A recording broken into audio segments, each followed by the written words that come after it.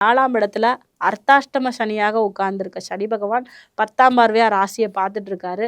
June வரைக்குமே குரு பார்வை இருக்கிறதுனால பெருசா உங்கள தொந்தரவு பண்ணாது. குரு பகவான் தன்னுடைய பெயர்ச்சியை கடக வீட்டுக்கு மாத்தும்போது இந்த சனி பகவான் அதிகமான தொந்தரவுகள கொடுப்பாரு. 4ஆம் இடத்துல இருக்கும்போது சரியா தூங்க முடியாது, சாப்பிட முடியாது, சுகக்குறைவு ஏற்படும். தாயாருக்கு தொந்தரவு ஏற்படும். வீடு, மனை இதுலலாம் பார்த்தீங்கன்னா, ஆல்ட்ரேஷன் ஒர்க் போகும். எங்கேயாவது ஒரு இடத்துல வேலை பார்த்துட்டு இருக்கீங்கன்னா, அங்கேருந்து மாறணுங்கிற ஒரு உந்துதல் ஏற்படும். ராசிக்கு 7ல குரு இருக்கிறதுனால ஏற்கனவே ஒரு இடமாற்றத்த சந்திச்சிருப்பீங்க. இப்ப ஏற்கனவே நான் எங்கேயாவது மாறுறேன்றது ஜூன் வரைக்கும் உங்களோட மாற்றங்கள வச்சுக்கலாம். அந்த மாற்றங்கள் சுபமாக உங்களுக்கு இருக்கும்.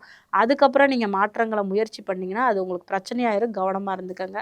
ராசிக்கு 4ஆம் இடத்துல சனி இருக்கிறதுனால, உங்கள எல்லா விதத்திலயுமே உங்க ஹெல்த்த ரொம்ப கவனமா பார்த்துக்கணும். ஏன்னா 4ங்கிறது சுகஸ்தானம். அது அம்மாவோட ஸ்தானம். அப்ப அம்மாவையும் நல்லா பார்த்துக்கங்க, ஹெல்த்தையும் நல்லா பார்த்துக்கங்க.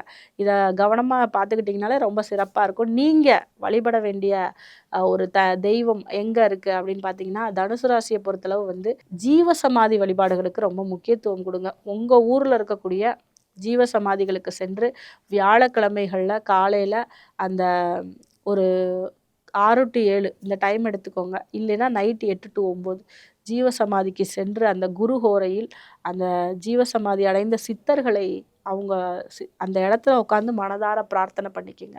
அவங்களுக்கு ரொம்ப பிடிச்ச விஷயம்னு பார்த்தீங்கன்னா, பன்னீர், அதே மாதிரி அந்த ஊதுபத்தி கொண்டு போனோம்னா, அந்த சாம்பிராணி இதெல்லாம் தான் ரொம்ப பிடிக்கும். அத அந்த சன்னதியில கொண்டு போய் வச்சு, உங்களோட கோரிக்கைகள சொல்லுங்க. உங்களோட பிரார்த்தனைகள வேண்டுங்க. நிறைவேற ஆரம்பிக்கும்.